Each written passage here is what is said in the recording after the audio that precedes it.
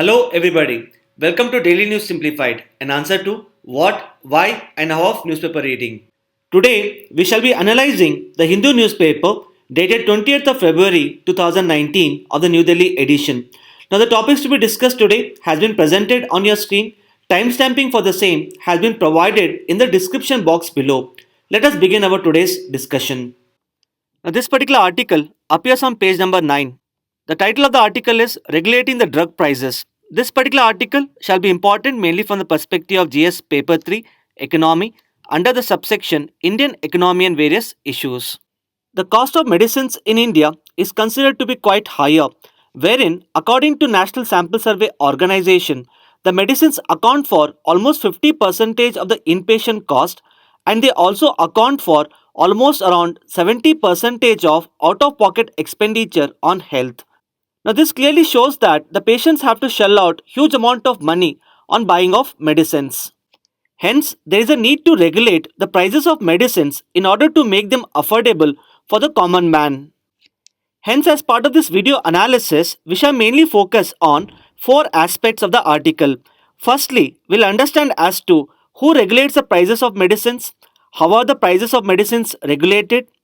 Further, the prices of medicines in India are regulated through the Drug Price Control Order 2013, and recently the Government of India had carried out the amendments to the Drug Price Control Order. Hence, as part of this video analysis, we'll understand as to what are the recent amendments to the Drug Price Control Order as well as the problems with the recent amendments. And an expected UPSC mains question which could be asked from this particular article could be: the recent amendments to the Drug Price Control Order 2013 have fueled concerns that the government may find it difficult to keep the prices of essential medicines under control, and it may have an adverse impact on the patients. Elucidate. Let us start analyzing these aspects of the article one by one. Let us first understand about the fixing of the prices of the medicines. Now, under the Essential Commodities Act, the Government of India is empowered to fix the prices of essential commodities such as the food commodities, medicines as well as fuel. Hence, in accordance with the powers vested with the government under the Essential Commodities Act, the Government of India has notified the Drug Price Control Order 2013 in order to fix the prices of the medicines in India. Now, under the Drug Price Control Order, some of the medicines are identified as the essential medicines, and all such medicines are listed under the Schedule 1 of the Drug Price Control Order, and this particular list is also referred to as the National List of the Essential Medicines. And the medicines which are part of the Schedule 1 are also referred to as the Scheduled Drugs or the Scheduled Formulations. So if one looks at the National List of Essential Medicines 2015, almost around 800 medicines prices are being controlled by the Government of India. Further, the National Pharmaceutical Pricing Authority keeps on monitoring the prices of the scheduled drugs and accordingly ensures that the prices of these drugs do not cross the limit which has been set by the government. Further, the National Pharmaceutical Pricing Authority also ensures the availability of the scheduled drugs. Now, what is important to be noted here is that the prices of only those medicines which are listed in the Schedule 1 of the Drug Price Control Order are controlled by the government. And one important aspect which you should note with respect to prelims is that the National Pharmaceutical Pricing Authority also keeps on monitoring the prices of non-scheduled drugs, that is, those drugs which are not part of the National List of Essential Medicines. And the National Pharmaceutical Pricing Authority ensures that the prices of non-scheduled drugs do not increase by more than 10% every year. Let us now understand as to how the prices of the scheduled drugs are being fixed. Now, the present mechanism which has been adopted to fix the prices of the scheduled drugs is referred to as the market-based pricing mechanism. Now, under this particular mechanism, we fix the ceiling price of the scheduled drug by calculating the simple average of all the brands having at least 1% of the market share in India. Let us understand this particular concept of fixing the prices of essential drugs by looking at an example.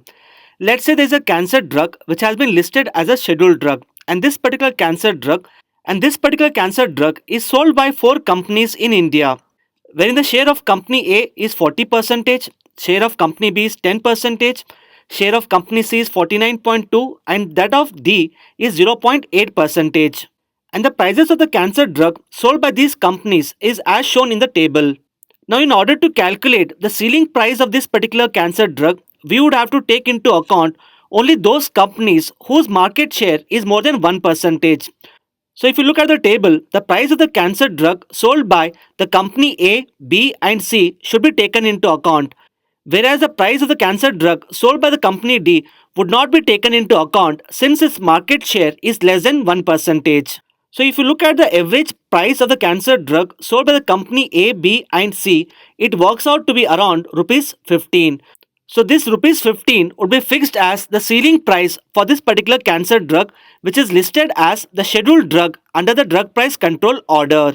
Further, the paragraph 19 of the Drug Price Control Order has given exceptional powers to the National Pharmaceutical Pricing Authority, wherein under paragraph 19, the National Pharmaceutical Pricing Authority can even control the prices of the drugs which are not under the National List of Essential Medicines. However, the prices of these drugs can be controlled only under extraordinary circumstances in the public interest. For example, under the powers conferred with the National Pharmaceutical Pricing Authority, under paragraph 19, the National Pharmaceutical Pricing Authority has fixed a maximum ceiling price for the cardiac stents as well as the knee implants. As discussed, the Government of India has recently notified the amendments to the Drug Price Control Order, and it is being said that the recent amendments would go against the interests of the patients. Let us understand as to what exactly is this amendment and why it goes against the interests of the patients. Now, under the recent amendments, the Government of India has notified that the newly patented drugs would not be included in the National List of Essential Medicines for a period of 5 years from the date of the commercial marketing in India.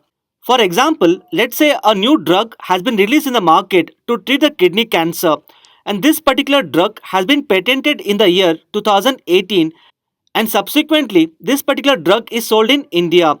Now, according to the government's recent amendments, this particular kidney cancer drug shall not be included in the national list of essential medicines for a period of at least 5 years, which means to say that this kidney drug can be included in the national list of essential medicines only after 2023. Further, what is important to be noted here is that this exemption of not including in the national list of essential medicines has been extended even to the orphan drugs. Now, the orphan drugs are essentially the medicines which are used for the treatment of life threatening rare diseases. Now, these drugs are referred to as orphan drugs because the rare diseases affect a small percentage of a population in a country, and hence the pharmaceutical companies which work on a profit motive do not have the incentives to invest in research and development for the development of the orphan drugs. It is to be noted that in order to promote innovation and development of orphan drugs, countries such as US and European Union give benefits to the companies for the development of orphan drugs, wherein the patents for the orphan drugs can be extended to even beyond the 20 years. For example, the autoimmune disease is considered to be a form of the rare disease, and the drug which is used to treat this autoimmune disease is referred to as the rituximab. Now, through the recent amendments, the Government of India has stated that the orphan drugs shall not be included in the national list of essential medicines for a period of at least 5 years. This is mainly done in order to promote the research and innovation in the orphan drugs. Let us now understand as to what are the problems with the recent amendments. Now, since the government has stated that the newly patented drugs shall be exempted from the price controls for a period of 5 years, the government has given up the scope to fix the prices of the patented drugs. And hence, there are concerns that the prices of newly patented drugs can drastically increase in the Indian domestic market, and this can adversely affect the patients who are dependent upon such patented drugs. The second concern with the recent amendment is that the recent amendment has not explicitly provided that the compulsory licensing may be issued for the patented drugs. Now, the problem here is that because of the recent amendments, the prices of the patented drugs could drastically increase. Hence, the government notification should have explicitly provided for the compulsory licensing of the patented drugs if their prices are extremely higher. However, the recent amendment has not explicitly provided for the compulsory licensing. Now, what exactly is this compulsory licensing? Now, compulsory licensing essentially means if a life saving patented drug is extremely costly and unaffordable to the poor people, then the government can authorize a third party to manufacture and sell the patented drug. This is mainly done in order to ensure that the life saving patented drugs are made available to the poor people at an affordable cost. Such a compulsory licensing has been provided under both the Patents Act in India as well as the trade related aspects of the intellectual property rights of the WTO. For example, a German company known as Bayer was selling a patented drug known as Nexavar for treating the kidney cancer. However, the cost of Nexavar was considered to be quite higher and unaffordable to the poor people in India, and accordingly, the government issued the compulsory licensing for the manufacture and sale of the Nexavar, wherein under the compulsory licensing, it gave permission to a domestic company known as the Natco Pharma to manufacture and sell the Nexavar at a lesser cost to the people. Now, the issue of compulsory licensing for the manufacture of Nexavar drug had a huge impact, wherein because of the compulsory licensing, the cost of the Nexavar drug reduced to almost 4% of its original price. Now, what should have happened in the recent amendments is that the government should have explicitly provided that if the cost of a life saving patented drug is costly and unaffordable, then the government may issue compulsory licensing. Now, this would have sent a clear signal to the pharmaceutical companies to sell their patented drugs at a lesser price in the Indian domestic market. So, these are some of the important aspects which one must know with respect to this particular article. So, based upon our video analysis, you can try writing answer to this expected UPSC mains question. With this, let us now move to the next article. Now, the next article appears on page number 13. The title of the article is Center Brings 42 Non-Scheduled Cancer Drugs Under Price Control. This article shall be important from the perspective of GS Paper 3, Indian Economy.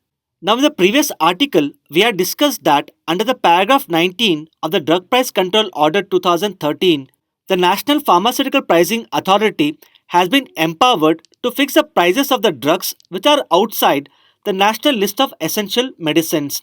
And this can be done in extraordinary circumstances in the interest of the public. Now, this particular article here has highlighted that the National Pharmaceutical Pricing Authority has recently fixed the prices of 42 anti-cancer drugs which are outside the national list of essential medicines. And the prices of these 42 anti-cancer drugs have been fixed by laying down a restriction on the trade margin to a maximum value of 30%. Let's understand this particular mechanism by looking at an example. Now, what essentially happens is the manufacturer of the drugs sells the drug to the retailer, dealer, or a hospital, and the rate at which the manufacturer sells these goods is referred to as the price to stockist. And once these retailers, dealers, and hospitals get the medicines from the manufacturers, these people in turn sell the medicines to the consumers. However, when they are selling the medicines to the consumers, they usually add a trade margin for their profits. For example, if a retailer is getting a medicine from a manufacturer at rupees 100, the retailer used to sell the same medicine to the consumer at around 150 rupees. So this extra 50 rupees can be considered to be a form of the trade margin for the retailer. Now, what used to happen for the anti-cancer drugs in India was that the trade margin in some of the cases was as high as 1800%, because of which the consumers used to get the anti-cancer drugs at a extremely higher prices. So this particular problem was identified by the National Pharmaceutical Pricing Authority, and accordingly the National Pharmaceutical Pricing Authority has stated that the trade margin for the retailers, dealers, and hospitals cannot be more than 30%, which means that if the retailer is buying an anti-cancer drug from the manufacturer at 100 rupees, then the retailer can sell the same drug to the consumer at a maximum price of 130 rupees. Since the trade margin has been fixed at a maximum value of 30%. Now, because of this particular notification issued by the National Pharmaceutical Pricing Authority, it is expected that the prices of these 42 anti-cancer drugs would be reduced to around 85% of the present prices, and this would lead to an accumulated savings of around 105 crores for the consumers. However, the main problem with this particular notification is that under the notification, only the trade margin has been fixed. However, the price to stockist has not been fixed. Now, what this essentially means is that the manufacturers of these 42 anti cancer drugs would continue to sell these drugs at a higher prices to the retailers, dealers, and hospitals. And this particular price has not been regulated by the government. So these are some of the important aspects which one must know with respect to this particular article. With this, let us now move to the next article. The next article appears on page number 1.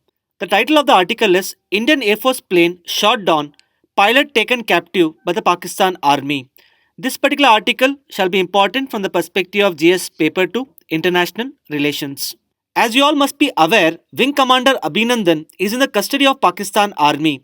In this regard, India has cited the Geneva Convention while demanding the immediate release of the Wing Commander Abhinandan. Hence, as part of this video analysis, let us understand as to what exactly is Geneva Convention and what does this Geneva Convention says about the prisoners of war. When two countries are in conflict with each other, there is a probability that one country can cause unnecessary harm to the civilians, medical personnel, and the prisoners of war of the other country. Hence, in this regard, the 1949 Geneva Conventions are a set of international treaties that ensures that the countries in conflict deal with each other in a humane way. And in order to ensure this, there are totally four conventions which are together referred to as the 1949 Geneva Conventions. And since 1949, three protocols have been added in order to strengthen the Geneva Conventions. Further, the 1949 Geneva Conventions cover civilians, medical personnel, combatants who are not actively engaged in fighting, such as the prisoners of war, the sick, or the wounded soldiers. Now, one important aspect related to Geneva Conventions is that the Geneva Conventions are not necessarily applicable when the two countries have declared wars. The Geneva Conventions are also applicable during the peacetime situations as well as the conflicts which are not recognized as wars. So, even though both India and Pakistan have not formally declared war on each other, both these countries are bound by the Geneva Conventions because the Geneva Convention is also applicable when the conflicts are not recognized as wars as a present context. So, based upon our understanding related to the coverage as well as the applicability of the Geneva Conventions, we can conclude that Wing Commander Abhinandan should be treated as the prisoner of war by Pakistan. Now, the provisions related to prisoners of war has been covered under the Third Geneva Convention. Now, this particular convention states that the prisoners of war should not be harmed, and it shall be the responsibility of the detaining power to ensure the safety and protection of the prisoner of war.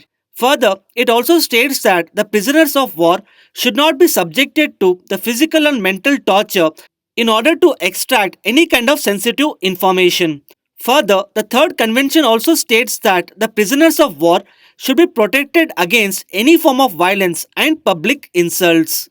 Now, you must have seen Pakistan has given wide publicity to the video recording of blindfolded Wing Commander Abhinandan, and this can be considered to be a form of public insult. Hence, according to the provisions of the Geneva Convention, Pakistan can be held liable for the violation of this particular provision. So, what kind of rights are applicable to the prisoners of war? Now, the prisoners of war cannot be forced to provide any kind of sensitive information, and the refusal to answer questions cannot invite any kind of punishment from the detaining power. Further, the detaining power cannot use the prisoners of war as hostages or the human shields. The detaining power is also expected to facilitate correspondence between the prisoner of war and his family. Let us now look at the provisions related to the release of prisoners of war. Now, the Geneva Convention explicitly states that the parties which are involved in conflict with each other are bound to send back the prisoners of war. Now, in some of the cases, the prisoners of war may be seriously wounded. So the Geneva Convention provides that the detaining power should look after the prisoners of war until they are fit to travel. And once they are fit to travel, the detaining power should repatriate the prisoners of war to their country. Further, the Geneva Convention also states that the conflicting parties should reach an agreement in order to end the hostilities and ensure the safe return of prisoners of war. For example, at the end of 1971 war, India had almost around 80,000 Pakistani soldiers after the liberation of Dhaka. The Indian government decided to release all these 80,000 prisoners of war under the Shimla Agreement of 1972. So, based upon our understanding, Pakistan may either decide to release Wing Commander Abhinandan on its own or may negotiate his release with the Indian government. And lastly, you should note that the 1949 Geneva Conventions is monitored by the International Committee of Red Cross. During the Kargil War, Pakistan had taken away Flight Lieutenant Nachiketa as a prisoner of war. Subsequently, Flight Lieutenant Nachiketa was released after 8 days. And this was on account of intense diplomatic efforts taken by the Indian government. And hence, accordingly, presently the Indian government has stepped up the diplomatic efforts in order to ensure the safe and immediate release of the wing commander Abhinandan. So, these are some of the important aspects which one must know with respect to this particular article. With this, let us now move to the next article. The next article appears on page number 9. The title of this article is A Patchwork Approach to the GST Problems. This particular article shall be important from the perspective of GS Paper 3, Economy, under the subsection Indian Economy and Various Issues. And an expected UPSC mains question which could be asked from this particular article could be: the recent amendments by the GST Council has gone against the stated objective of GST of having a simple, transparent and unified taxation system in India. Comment. Let us first understand the rationale for introducing the GST. So, if you look at the taxation system in India, before the introduction of GST, we used to have multiple indirect taxes such as the excise duty, central sales tax, octroi duty, etc. Apart from that, different states used to impose the different tax rates. Now, because of this particular problem, there was complexity in the tax administration leading to the huge compliance cost for the people.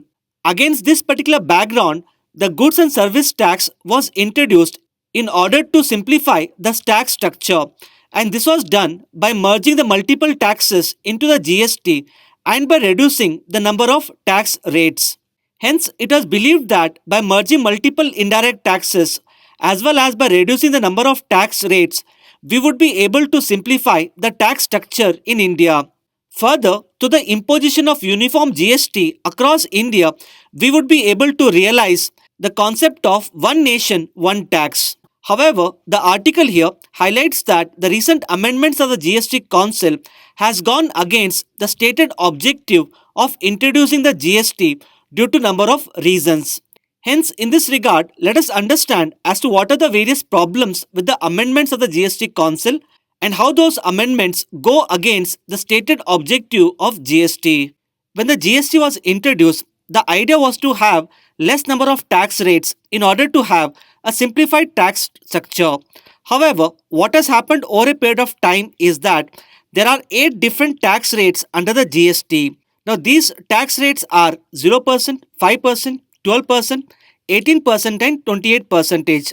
Apart from these 5 tax rates, there is a GST of 0.25% on rough diamonds, 3% GST on gold, and 1% GST on the sale of under construction affordable houses, which has been recently introduced. Now, this introduction of 8 different tax rates under the GST goes against its stated objective of having a simplified tax structure with a less number of tax rates. Secondly, the article argues that the recent amendments of the GST Council has violated the important principle of one nation, one tax of the GST. Now, you all must be aware, after the recent floods in Kerala, the Kerala government had made a demand to the GST Council that it should be allowed to impose the GST cess for undertaking the relief and rehabilitation works. And this particular demand of the Kerala government has been accepted by the GST Council, wherein the Kerala government has been allowed to impose a GST cess of 1% for a period of 2 years in order to undertake the relief and rehabilitation works. Now, the article here argues that the imposition of cess by the Kerala government has divided the Indian market into two, wherein the prices of goods and services are 1% higher in Kerala as compared to the rest of India. Now, allowing the Kerala government to impose the GST cess is considered to be a bad precedent. This is because other states would also demand for imposition of such a cess in future. Now, undoubtedly, recovery from natural disasters is considered to be a costly affair. However, one should not rely on the imposition of GST cess. On the other hand, we need to strengthen the existing financial mechanism such as the National Disaster Response Fund as well as the State Disaster Response Fund. For instance, it has been observed that the budgetary allocation to both NDRF as well as SDRF has remained quite low. Hence, there is a need to increase the budgetary allocation to NDRF and SDRF in order to handle the disasters rather than to rely on the imposition of GST cess. The third criticism, which has been highlighted in the article, is that the GST Council has ignored the established institutions such as the National Anti-Profiteering Authority. As you must be aware, under the GST Act, we have created the National Anti-Profiting Authority in order to ensure that the benefits of GST gets passed on to the consumers. Now, what has happened in the recent meeting of the GST Council is that the GST Council has decided to remove the input tax credit for the real estate sector. And the rationale given by the finance minister was that the real estate sector was not passing on the benefits of input tax credit to the end consumers. Now, what the GST Council should have done in order to avoid this particular problem is that it should have asked the National Anti-Profiting Authority to look into this particular issue. However, instead of asking the National Anti-Profiteering Authority to look into this particular issue, the GST Council has decided to do away with the input tax credit. Thus, we can clearly see here that the GST Council has ignored an established institution such as the National Anti-Profiteering Authority. So, these are some of the important aspects which one must know with respect to this particular article. Now, based upon our video analysis, you can try writing answer to this expected UPSC mains question. With this, let us now move to the next article. The next article appears on page number 9. The title of the article is Manufacturing Unanimity. This particular article shall be important from the perspective of GS Paper 2 Governance under the subsection Issues related to the working of Panchayati Raj institutions. And an expected UPSC mains question which could be asked from this particular article could be the state government schemes offering cash grants to the panchayats for the unanimous elections leads to forced consent and subverts the local democracy. Discuss. Now, in recent years, some of the state governments such as Telangana, Gujarat, Haryana and Punjab have announced certain schemes wherein under these schemes, these state governments are providing for cash grants to those panchayats which are unanimously electing their sarpanch. Which means to say, if a gram panchayat elects its sarpanch through consent, then such a gram panchayat shall be provided with the cash grants under the schemes implemented by the state government. For example, the Gujarat government has launched a yojana known as the Samaras Yojana. Now, under this particular scheme, the Gujarat government is offering a cash grant of 15 lakh to those panchayats which are unanimously electing their sarpanch. Now, the idea behind introduction of such a scheme is to ensure that the sarpanch so selected has the support of all the members of the Gram Panchayat. Further, it also avoids the unnecessary conflict between the members of the Gram Panchayat. Now, even though these schemes of the state government have been introduced in order to promote cooperation and avoid conflict among the members of Gram Panchayat, what is happening presently is that the post of the sarpanch is getting auctioned, wherein any person who is willing to pay the highest money for the post of sarpanch is getting elected through the mode of consent. And this can be considered to be illegal.